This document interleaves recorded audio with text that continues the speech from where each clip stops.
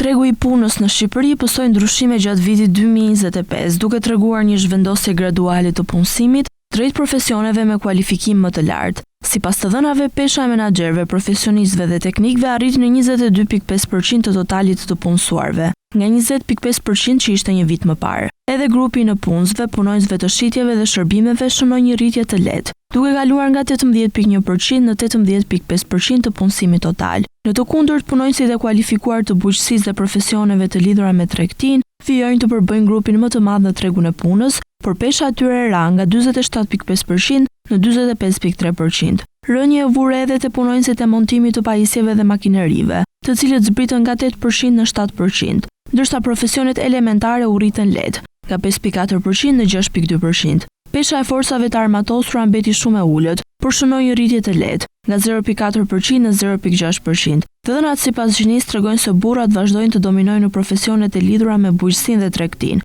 megjithëse pesha e tyre në këto kategori ra nga 50.5% në 47.2%. Ndërkohë pjesa e meshkujve në profesionet menaxheriale dhe teknike u rrit nga 18.3% në 19.5%. Për gratë, rritja ishte edhe më e theksuar në profesionet menaxheriale, profesionale dhe teknike, ku pesha u rrit nga 23.2% në 26.1%. Gratë vijojnë gjithashtu të kenë një përfaqësim të lartë në administratë, shitje dhe shërbime, ndërsa pesha e tyre në bujqësi ra nga 44% në 42.9%. Në tërësi, struktura e punësimit në vitin 2025 tregon një zhvendosje të ngadalë të fuqisë punëtore drejt profesioneve me aftësi dhe kualifikim më të lartë, ndërsa pesha e punësimit në sektore tradicional, veçanërisht në bujqësi, vijon të tkurret.